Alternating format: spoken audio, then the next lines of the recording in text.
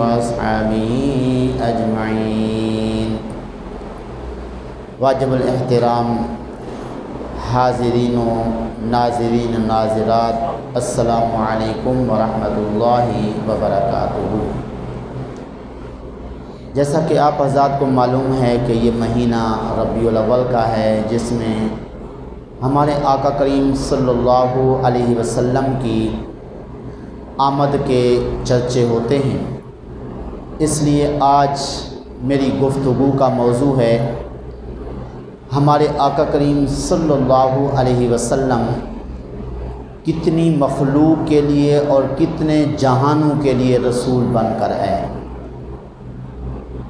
دعا فرمائیں اللہ پاک حق کہنے کی توفیق عطا فرمائے اور ہم سب کو اس پر عمل کرنے کی بھی توفیق عطا فرمائے۔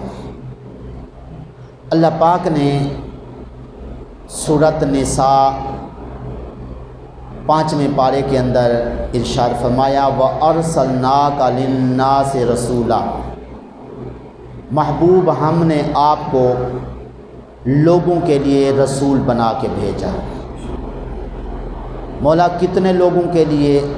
فرمایا وَمَا أَرْسَلْنَاكَ إِلَّا كَافَّةً لِلنَّاسِ، تمام لوگوں کے لیے ہم نے آپ کو رسول بنا کے بھیجا۔ ایک اور مقام پر ارشاد فرمایا قُلْ يَا أَيُّهَا النَّاسُ إِنِّي رَسُولُ اللَّهِ إِلَيْكُمْ جَمِيعًا، کہ محبوب آپ بھی اعلان فرما دیں کہ میں تم سب کی طرف اللہ کا رسول ہوں۔ معلوم ہوا کہ تمام لوگوں، تمام انسانوں کے لیے ہمارے آقا رسول بن کے آئے۔ اب سوال یہ ہے کہ صرف انسانوں کے لیے رسول بن کے آئے یا کسی اور مخلوق کے لیے بھی؟ صرف انسانوں کے لیے نہیں بلکہ پوری مخلوق کے ہمارے آقا کریم صلی اللہ علیہ وسلم قیامت تک کے لیے رسول بن کے آئے۔ جیسا کہ اللہ پاک نے 19ویں پارے کے اندر ارشاد فرمایا تبارک الذی نزل الفرقان علی عبدہ لیکون للعالمین نذیرا۔ مقصد یہ ہے کہ اللہ فرماتا ہے تمام جہانوں کے لیے آپ کو نذیر بنا کے بھیجا۔ اب یہ جو تمام جہان ہیں ان کی کتنی تعداد ہے؟ حضرت علامہ عبدالعزیز پرہاروی علیہ الرحمت ماشاءاللہ اللہ پاک نے ان کو یہ صلاحیت بخشی ہوئی تھی کہ آپ ایک ہی وقت میں دونوں ہاتھوں سے لکھا کرتے تھے اور مضمون بھی الگ الگ، ایک ہاتھ سے حدیث، دوسرے ہاتھ سے فقہ یا تفسیر۔ اس طرح وہ اپنی کتاب نبراس کے اندر فرماتے ہیں کہ 18,000 جہان ہیں جن کے لیے ہمارے آقا کریم صلی اللہ علیہ وسلم رسول بن کے آئے۔ تو 18,000 جہان ہیں، 18,000 جہانوں کے اندر بسنے والوں کے لیے ہمارے آقا کریم صلی اللہ علیہ وسلم رسول بن کے آئے۔ پھر ظاہر ہے کہ 18,000 جہانوں میں مختلف بولیوں والے رہتے ہیں۔ اگر سب کے لیے رسول بن کے آئے تو پھر سب کی بولی کا آنا بھی ضروری ہے۔ کیا ہمارے آقا کریم صلی اللہ علیہ وسلم ان 18,000 جہانوں میں بسنے والوں کی بولیاں بھی جانتے تھے؟ اللہ پاک نے اس کا بھی خود جواب ارشاد فرمایا۔ سورۃ ابراہیم 13ویں پارے کے اندر ارشاد فرمایا وَمَا أَرْسَلْنَا مِن رَّسُولٍ إِلَّا بِلِسَانِ قَوْمٍ، جو بھی ہم نے کسی قوم کے پاس رسول بھیجا تو اس کی زبان بھی، اس کی بولی بھی ہم نے دے کر اس کو بھیجا۔ جب ہمارے آقا کریم صلی اللہ علیہ وسلم 18,000 جہانوں میں بسنے والوں کے لیے رسول بن کے آئے تو یقیناً اللہ کے اس فرمان کے مطابق سب کی بولیاں بھی حضور جانتے ہیں، چاہے وہ انسان ہیں، انسانوں کی بھی نہ جانے کتنی بولیاں ہیں، پھر پرندے ہیں، جانور ہیں اور ایسی ایسی مخلوق جس کا تو ہمیں پتہ بھی نہیں ہے، تو یہ سب مخلوق جتنی بھی اللہ نے پیدا کی اور 18,000 جہانوں میں جتنی مخلوقات بستی ہیں سب کے لیے آقا کریم صلی اللہ علیہ وسلم رسول بن کے آئے، اور سب کی بولیاں بھی ہمارے آقا جانتے ہیں۔ اونٹ ہیں ان کی بولیاں جانتے ہیں، پرندے ہیں ان کی بولیاں جانتے ہیں۔ بالکل مشہور ہے، آپ نے کئی مرتبہ سن رکھا ہوگا کہ ایک اونٹ جو ہے آقا کریم صلی اللہ علیہ وسلم کو دیکھ کر اپنی آواز میں بر کرنے لگا۔ آقا کریم صلی اللہ علیہ وسلم اس اونٹ کے پاس تشریف لے گئے اور اس کے سر پہ ہاتھ پھیرتے ہوئے ارشاد فرمایا، اس اونٹ کا مالک کون ہے؟ یہ اونٹ شکایت کر رہا ہے کہ اس کو چارہ کم ڈالا جاتا ہے، کام زیادہ لیا جاتا ہے۔ تو اس طرح آقا کریم صلی اللہ علیہ وسلم نے اونٹ کی بولی جو ہے وہ چونکہ جانتے تھے، اس لیے اس کی جو تکلیف تھی اور اس کو جو پریشانی تھی آقا کریم صلی اللہ علیہ وسلم نے دور فرمایا کہ اس کو چارہ زیادہ ڈالا کرو اور کام بھی اس سے اس کے مطابق لیا کرو۔ تو بہرحال ہمارے آقا کریم صلی اللہ علیہ وسلم 18,000 جہانوں کے لیے رسول بن کے آئے۔ ایک ہے دنیا کا جہان، عالم دنیا۔ تو عالم دنیا یعنی یہ دنیا اور کائنات جو ہے یہ کوئی چھوٹی سی تو نہیں ہے، نہ جانے کتنی بڑی ہے۔ تو اب سوال یہ ہے کہ اگر 18,000 جہانوں کے لیے ہمارے آقا رسول بن کے آئے ہیں تو خصوصاً اس دنیا والوں کو کیسے پتہ چلا کہ آقا تشریف لائے ہیں؟ آج کل میڈیا کا دور ہے تو میڈیا کے ذریعے اپنی آواز لوگوں تک پہنچائی جاتی ہے۔ مہنگائی ہے تو یہ بھی میڈیا کے ذریعے، کوئی اگر کاروبار بڑا کرنا چاہتا ہے وہ بھی اپنے کاروبار کے سلسلے میں ایک اشتہار دے دیتا ہے اخبار کے اندر، ٹی وی کے اندر۔ تو اس طرح کوئی بھی خبر پھیلانا چاہیں تو آج کل تو میڈیا کا دور ہے، لیکن آقا کریم صلی اللہ علیہ وسلم جب تشریف لائے تو پوری کائنات والوں کو کیسے پتہ چلا کہ آقا کریم صلی اللہ علیہ وسلم تشریف لے آئے ہیں؟ اس کا جواب قرآن پاک کے اندر موجود ہے۔ انشق القمر، چاند پھٹ گیا، چاند ٹکڑے ٹکڑے ہوا، اور اسی چاند کے 2 ٹکڑے ہونے پر کائنات والوں کو، دنیا والوں کو پتہ چلا کہ نبی آخر الزمان تشریف لے آئے ہیں۔ یاد رکھیے ہمارے آقا کریم صلی اللہ علیہ وسلم سے لوگ معجزے مانگتے تھے کہ آپ کے پاس کیا دلیل ہے، ہم جو آپ کو اللہ کا رسول مانے کوئی دلیل۔ مختلف آقا کریم صلی اللہ علیہ وسلم نے دلیلیں پیش فرمائیں، اور یہ دلیل پیش کرنا بھی نبی کے لیے ضروری ہوتا ہے۔ تو کئی ایسے معجزات دکھائے زمین پہ، جس طرح ابو جہل نے کہا کہ بتاؤ میری مٹھی میں کیا ہے؟ آقا کریم صلی اللہ علیہ وسلم نے فرمایا یہ جو کچھ تیرے ہاتھ میں ہے یہ بتائیں یا میں بتاؤں میں کون ہوں؟ تو وہ کنکریاں تھیں، کنکریاں خود بولنے لگی لا الہ الا اللہ محمد الرسول اللہ۔ تو اس طرح زمینی دلائل دیکھ کر، زمینی معجزات دیکھ کر لوگ پھر بھی نہ مانے کہ یہ اللہ کے رسول ہیں۔ پھر ایک دن کہنے لگے اچھا معاذ اللہ آپ کا زمین پہ تو جادو چل جاتا ہے، آپ جادو کے ذریعے یہ چیزیں ہمیں دکھا دیتے ہیں اور ہمیں جو ہے وہ آپ عاجز کر دیتے ہیں۔ اب آپ جو ہے یہ آسمان پہ جو چاند ہے نا، اس کو 2 ٹکڑے کر کے دکھائیں تو ہم مان لیں گے کہ واقعی آپ اللہ کے رسول ہیں۔ آقا کریم صلی اللہ علیہ وسلم نے انگلی کے اشارے سے چاند کو 2 ٹکڑے فرمایا، اور 2 ٹکڑے ہو کے ایک ٹکڑا ایک پہاڑ پر، دوسرا دوسرے پہاڑ پر آ پڑا، اور اس طرح رات کا وقت تھا، چاند کی روشنی میں گڑبڑ ہوئی، اور یہ معجزہ دیکھنے کے باوجود وہ لوگ پھر بھی ایمان نہ لے آئے۔ لیکن ان کے اس معجزہ مانگنے پر اور آقا کریم صلی اللہ علیہ وسلم کے چاند 2 ٹکڑے کرنے پر دنیا والوں کو پتہ چل گیا کہ نبی آخر الزمان تشریف لے آئے ہیں۔ اس کے بارے میں تھوڑی سی وضاحت کروں گا۔ تاریخ کی کتابوں میں لکھا ہے کہ جس رات ہمارے آقا کریم صلی اللہ علیہ وسلم نے چاند کو 2 ٹکڑے کیا، اس رات کو ہندوستان کا بادشاہ تھا جسے مہاراجہ کہا جاتا تھا، اس نے دیکھا آسمان پہ چاند کی روشنی میں مسئلہ ہے اور عالم آسمان میں کوئی مسئلہ ہے۔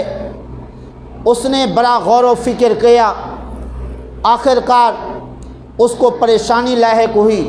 اس نے اپنے وزیروں مشیروں کو بلایا، کہا بھائی دیکھو آسمان پہ آسمانی نظام میں کوئی مسئلہ ہے یا میری آنکھوں میں کوئی مسئلہ ہے؟ تو مشیروں وزیروں نے دیکھ کے کہا کہ واقعی آسمانی نظام میں کوئی مسئلہ ہے۔ اس وقت نجومیوں کا دور تھا، اس قسم کے مسائل نجومیوں کو بلا کے حل کرائے جاتے تھے، لیکن اس وقت تو جو کچھ تھا، لیکن اب جو ہے کسی نجومی کے پاس جا کے اپنے آنے والے وقت کے اندر، مستقبل کے اندر اپنے حالات پوچھنا، ہمارے آئندہ زندگی میں کیا ہونے والا ہے، ہمیں کاروبار کے اندر نقصان ہونے والا ہے، ہم امیر بننے والے ہیں یا غربت میں داخل ہونے والے ہیں، تو اس طرح نجومیوں کے پاس جا کے کوئی اپنے ہاتھ دکھاتا ہے، کوئی اپنے مستقبل کی باتیں ان سے پوچھتا ہے۔ آقا کریم صلی اللہ علیہ وسلم نے فرمایا جو نجومی کے پاس جا کے جو کچھ وہ نجومی کہے اور اس طرح یہ جانے والا اس کی باتوں پہ یقین کر لے تو 40 دن تک اس کی نمازیں قبول نہیں ہوں گی۔ ٹھیک ہے، تو اس لیے ان عاملوں کے پاس جا کے جی استخارہ ایک اور چیز ہوتی ہے، لیکن یہ ہاتھ دے کر لوگ لکیریں ہاتھوں کی دیکھ کر آگے جو ہے وہ کہہ دیتے ہیں تیرے ساتھ یہ ہونے والا ہے وہ ہونے والا ہے، لیکن یہ میں عرض کرتا چلوں کہ یہ ہاتھ کی جو لکیریں ہوتی ہیں یہ تبدیل ہوتی رہتی ہیں، اس لیے ان لکیروں کے اوپر دیکھ کے اس پہ یقین نہیں کر لینا چاہیے۔ ہاں واقعی جو کچھ لکھا ہوا ہے ایسے ہی ہوگا، پھر جناب اس کے بعد پریشان ہوں، غمگین ہوں اور کاروبار چھوڑ دیں کیونکہ اس کاروبار کے اندر ہمیں کوئی فائدہ نہیں ہوگا۔ تو اس طرح ان جاہل پیروں کے پاس اور ان عاملوں کے پاس جا کے اپنا نقصان نہیں کرنا چاہیے کہ 40 دن تک نمازیں بھی قبول نہیں ہوتی ہیں، اور لوگ لاکھوں روپے ان کے پاس لٹا کے آتے ہیں جس کا کوئی فائدہ نہیں، الٹا وہ نقصان ہی ہوتا ہے۔ لاکھوں روپے جو ان عاملوں اور جاہل لوگوں کو دیتے ہیں وہی اگر اللہ کی راہ میں صدقہ کر دیں تو کتنا فائدہ ہوگا، بلکہ اگر کوئی مصیبت آنے والی بھی ہوگی اس صدقے کے ذریعے ٹل جائے گی، بلکہ صدقے کی بات چل پڑی ہے، مزید یقین ہو جانا چاہیے کہ صدقے کا کیا فائدہ ہے۔ آقا کریم صلی اللہ علیہ وسلم کے پاس ایک مرتبہ جبریل آئے، عرض کی آقا یہ جو آپ کا صحابی ہے اس کا انتقال ہو جائے گا کل۔ آپ صلی اللہ علیہ وسلم نے ان سے پوچھا کہ آپ کو کوئی ضرورت کوئی خواہش ہو ہم پوری کر دیں؟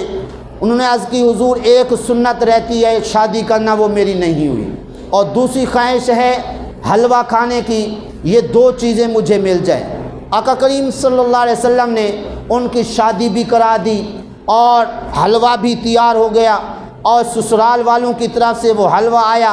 رات کو میاں بیوی کھانے کے لیے بیٹھے، ایک فقیر آیا، سائل آیا، اس کو وہ حلوہ جو ہے وہ اس کے سوال کرنے پر دے دیا۔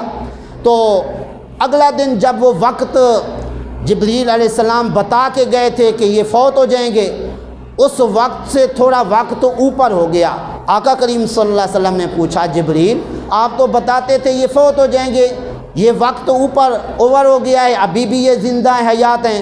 آقا کریم صلی اللہ علیہ وسلم کی بارگاہ میں عرض کی آقا ان کے گھر میں چلتے ہیں۔ گھر گئے تو عرض کی آقا ان کے بیڈ کے نیچے یا کوئی چارپائی ہوگی، جو کچھ بھی ہوگا جس پر وہ سوتے تھے، نیچے دیکھیں۔ آقا کریم صلی اللہ علیہ وسلم نے دیکھا ایک مرا ہوا سانپ پڑا تھا۔ عرض کی آقا میں لوح محفوظ پہ کل پڑھ کے آیا تھا کہ یہ فوت ہو جائیں گے، آج میں آیا پڑھ کے کہ یہ صدقہ و خیرات کریں گے تو ان کی زندگی بڑھا دی جائے گی اور موت ٹل جائے گی۔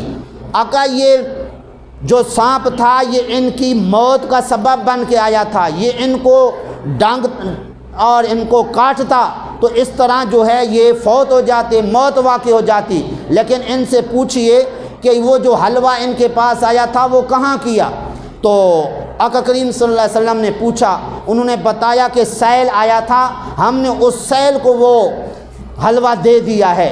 حضرت جبریل علیہ السلام نے کہا آقا یہ سانپ آیا تھا ان کے مرنے کا سبب بن کر، انہوں نے جو یہ حلوہ صدقہ کیا، اس صدقے کی برکت سے یہ سانپ خود مر گیا اور یہ زندہ رہے۔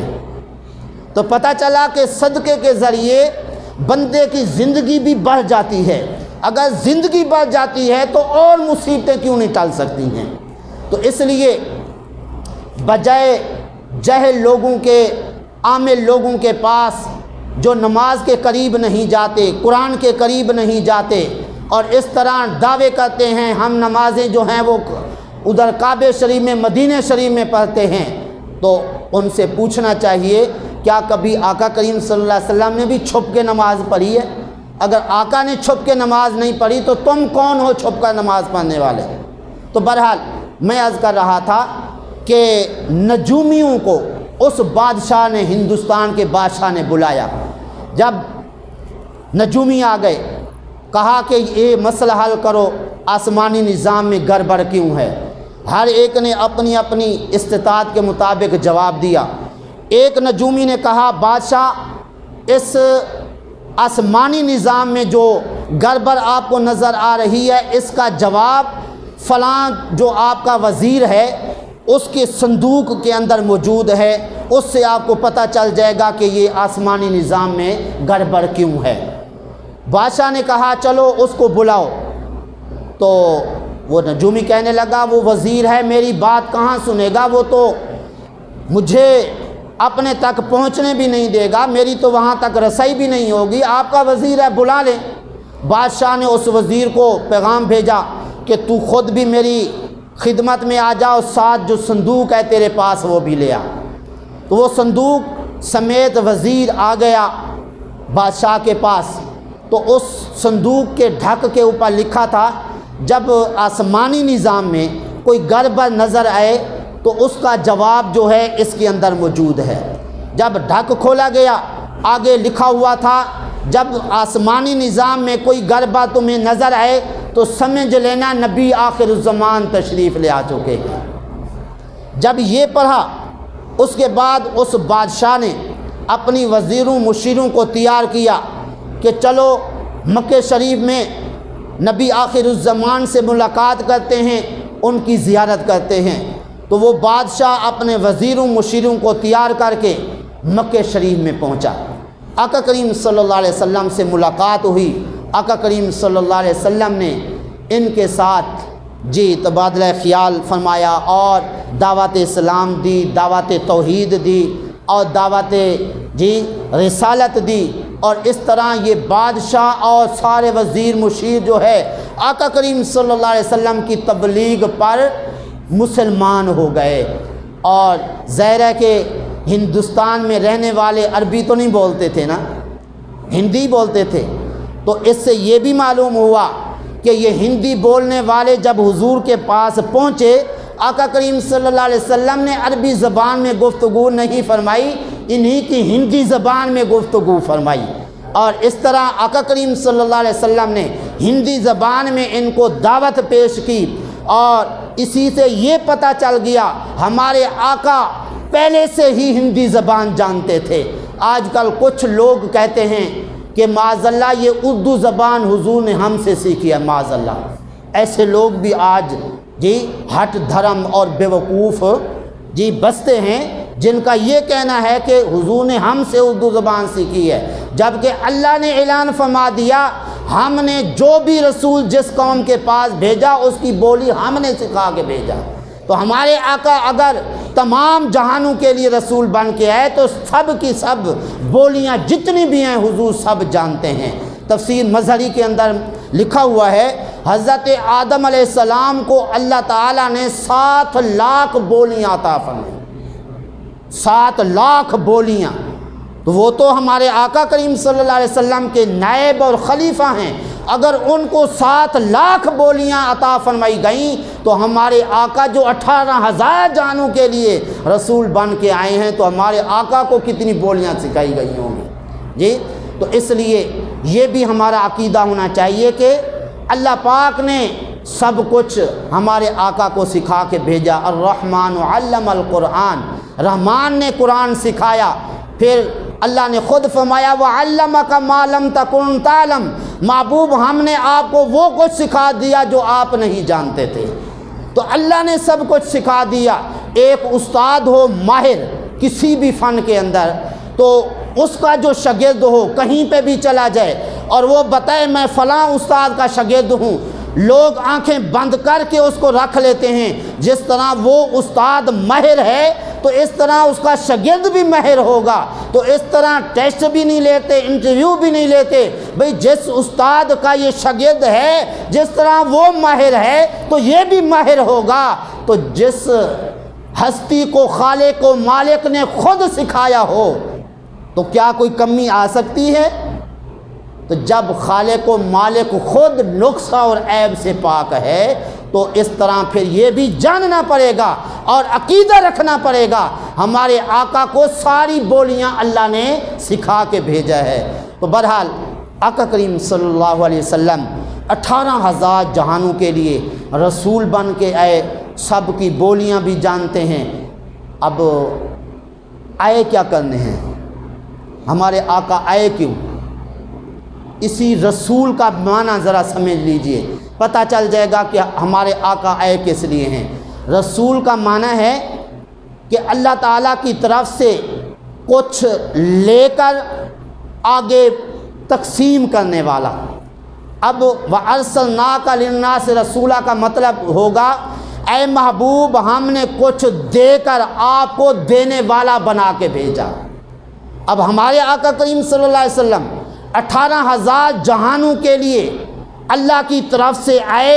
ان 18,000 جہان والوں کو جو کچھ ضرورت ہوتا ہے آقا ان کو وہ چیزیں بھی دیتے ہیں. اگر ان 18,000 جہان والے دنیا مانگیں تو دنیا بھی دیتے ہیں، کوئی آخرت مانگے تو آقا آخرت بھی دیتے ہیں. اب اس پر ایک اعتراض ہوا، سوال ہوا، اگر ہمارے آقا کریم صلی اللہ علیہ وسلم اس لیے آئے کہ لوگوں کو دنیا کی نعمتیں دیں، آخرت کی نعمتیں دیں، تو کیا ہمارے آقا کریم صلی اللہ علیہ وسلم نے دنیا والوں کو کچھ دیا بھی ہے؟ ہاں دیا ہے. اس پر دلیل لوگ آج کل جو ہیں ایسے جی عقل کی باتیں جو ہے وہ دیکھ کے کہہ دیتے ہیں نہیں نہیں ایسے کیسے ہو سکتا ہے جناب، یہ اللہ کا رسول ہو اور 18,000 جہانوں میں جو ہے وہ جو کچھ ضرورت ہو وہ ان کو دیں، یہ کیسے ہو سکتا ہے؟ قرآن پہ تو یقین ہے نا، اللہ کے قرآن پہ یقین ہے. تو اللہ نے 10ویں پارے کے اندر ارشاد فرمایا ان اغناہم اللہ ورسولہ، اللہ نے بھی ان کو غنی کر دیا اور اللہ کے رسول نے بھی غنی کر دیا. اور اللہ تعالیٰ نے سورۃ احزاب اور 22ویں پارے کے دوسرے رکوع میں ارشاد فرمایا انعم اللہ علیہ وانعمت علیہ، کہ محبوب اللہ نے بھی نعمت عطا فرمائی اور آپ نے بھی نعمت عطا فرمائی. تو پتہ چلا کہ دنیا والوں کو جس طرح اللہ عطا فرماتا ہے اور اللہ کے دیے ہوئے میں سے ہمارے آقا بھی عطا فرماتے ہیں. اس کی ایک دلیل مشکات شریف میں حدیث شریف ہے، حضرت جابر رضی اللہ تعالی عنہ فرماتے ہیں میرے والد گرامی شہید ہوئے، ان پر بہت سا قرضہ تھا اور یہودیوں نے وہ قرضہ لینا تھا.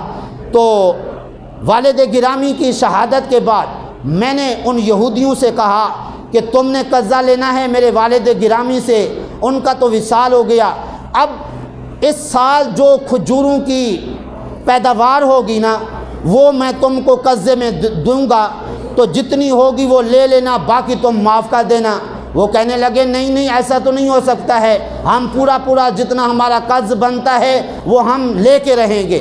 حضرت جابر رضی اللہ تعالی عنہ آقا کریم صلی اللہ علیہ وسلم کے بہت پیارے صحابی تھے، تو اب ان کو تو چاہیے تھا کہ کہہ دیتے اچھا چلو ٹھیک ہے جی ہم کوشش کرتے ہیں آپ کو دلاتے ہیں، تو چونکہ صحابہ کا عقیدہ تھا کہ ہر مشکل کا حل حضور کی بارگاہ میں موجود ہے، گئے عرض کی آقا یہودیوں نے قرضہ لینا ہے میرے والد گرامی سے، میں چاہتا ہوں کہ ان کا قرض ادا ہو جائے، تو آپ کرم بخشی فرمائیے، آپ چلیے ان یہودیوں کو فرمائیے کہ جتنا ہمارے پاس کھجوریں ہیں وہ لے لیں، باقی جو ہے وہ معاف کر دیں۔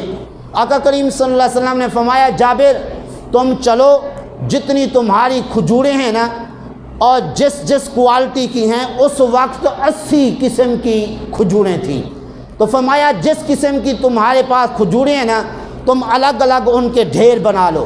تو حضرت جابر آئے، انہوں نے ڈھیر لگائے کھجوروں کے، آقا کریم صلی اللہ علیہ وسلم تشریف لائے، ایک ڈھیر کے ارد گرد آپ حضور نے چھکا لگایا اور پھر حضور بیٹھ گئے، فرمایا جتنے قرض خواہ ہیں ان کو بلاؤ، ہم اپنے ہاتھوں سے ان کو قرضہ دیں گے۔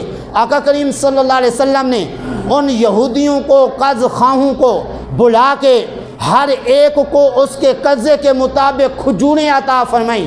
جب قرض سب کا دے کر حضور اٹھے تو جس طرح پہلے کھجوریں تھیں ویسی کی ویسے موجود تھی۔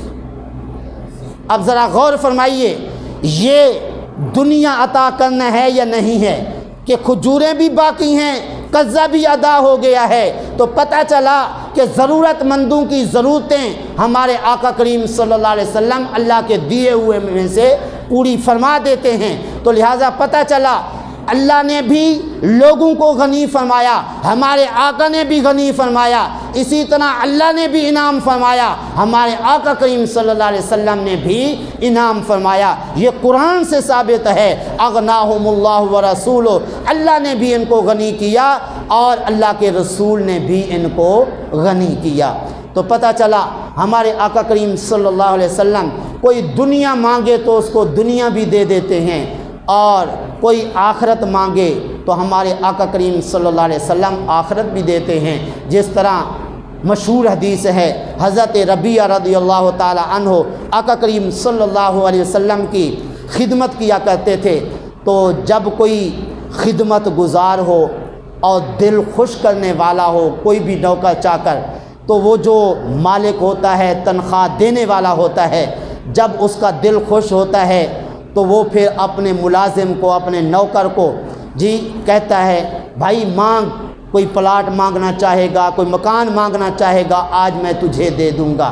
ہمارے آقا کریم صلی اللہ علیہ وسلم تو دنیا و آخرت کے سارے خزانے رکھتے تھے، بلکہ آقا کریم صلی اللہ علیہ وسلم نے خود ارشاد فرمایا اوتیت خزائن الارض، اللہ تعالیٰ نے مجھے زمین کے خزانے عطا فرما دیے ہیں۔ تو اس طرح فرمایا انما انا قاسم واللہ یعطی، اللہ مجھے دیتا ہے میں تقسیم کرتا ہوں۔ آقا کریم صلی اللہ علیہ وسلم نے فرمایا رات کا وقت تھا، ربیعہ مانگ، کیا مانگتا ہے؟ عرض کی حضور اسالو کا مرافاتہ کا فی الجنہ، حضور مجھے اتنا چاہیے کہ جنت میں مجھے آپ کا ساتھ مل جائے، جہاں پہ آپ موجود ہوں وہاں پہ جو ہے میں بھی موجود ہوں، آپ کی زیارت ہوتی رہے، اور اس طرح میرا دل جو ہے جو بے چین ہو آپ کی زیارت کے بغیر، تو آپ کی زیارت ہو، میرا دل جو ہے وہ چین حاصل کر لے، سکون حاصل کر لے۔ آقا کریم صلی اللہ علیہ وسلم نے فرمایا اے ربیعہ کچھ اور مانگ، یہ نہیں فرمایا ربیعہ میں کوئی جنت دے سکتا ہوں، میرے تو یہ بس کی بات نہیں ہے، فرمایا کوئی بات نہیں ربیعہ جنت دے دی اور کچھ مانگ۔ عرض کی آقا بس اتنا چاہیے۔ جی آج اگر ہم ہوتے تو کہتے آقا کوئی مربع زمین کا مل جائے، جی کوئی پلاٹ مل جائے، کوئی کاروبار مل جائے، قربان جائیں آقا کریم صلی اللہ علیہ وسلم کے صحابہ پر۔ جی ان کی فکر صرف آخرت کی تھی کہ آخرت میں ہمیں کامیابی مل جائے، دنیا کی خیر ہے۔ تو بہرحال کسی نے جنت مانگی تو حضور نے جنت بھی دے دی، بلکہ بالکل واضح الفاظ میں مرقات شرح مشکات میں یہ حدیث پاک نقل کی گئی ہے آقا کریم صلی اللہ علیہ وسلم نے مسجد حرام کی توسیع کرنا چاہی تو وہ جو مسجد حرام کے قریب ایک شخص کا مکان تھا اس کو فرمایا شخص یہ مکان دے دے، ہم تجھے اس کے بدلے میں جنت دیں گے۔ کیا دیں گے؟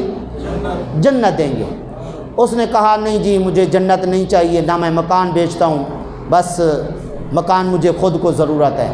حضرت عثمان رضی اللہ تعالیٰ عنہ کو پتہ چلا کہ حضور نے اس سے مکان مانگا، اس کے بدلے میں جنت دینے کا وعدہ فرمایا، لیکن اس نے مکان نہیں دیا، تو وہ شخص جو ہے حضرت عثمان کا دوست تھا، اس کے پاس گئے، فرمایا یہ مکان کتنے کا دے گا؟ منہ مانگی قیمت لے لے، یہ مکان مجھے دے دے۔ اس نے منہ مانگی قیمت لے کر حضرت عثمان رضی اللہ تعالیٰ عنہ کو اپنا مکان بیچ دیا۔ اب حضرت عثمان رضی اللہ تعالیٰ عنہ کی گفتگو کا انداز سنیے۔ آقا کریم صلی اللہ علیہ وسلم کی پاک بارگاہ میں حاضر ہوئے، عرض کی آقا مجھے پتہ چلا ہے کہ فلاں شخص سے آپ نے مکان لے کر جنت دینے کا وعدہ فرمایا ہے، تو اگر کوئی اور شخص آپ کو وہی مکان دے دے کیا آپ اس کو بھی جنت دے دیں گے؟ یعنی یہ صحابہ کرام کا عقیدہ ہے کہ حضور جنت دے سکتے ہیں، اس لیے کہا آقا اگر کوئی اور شخص آپ کو وہ مکان دے دے تو کیا اسے بھی جنت دے دیں گے؟ آقا کریم صلی اللہ علیہ وسلم نے فرمایا کیوں نہیں؟ تو حضرت عثمان رضی اللہ تعالیٰ عنہ نے عرض کی آقا میں وہ مکان خرید کر کے لایا ہوں، میں آپ کی بارگاہ میں وہ پیش کرتا ہوں اور آپ مسجد حرام کی توسیع اس کے ذریعے فرما دیں۔ آقا کریم صلی اللہ علیہ وسلم نے صحابہ کو گواہ بنا کے فرمایا اے صحابہ گواہ ہو جاؤ، ہم نے اسے جنت دے دی ہے۔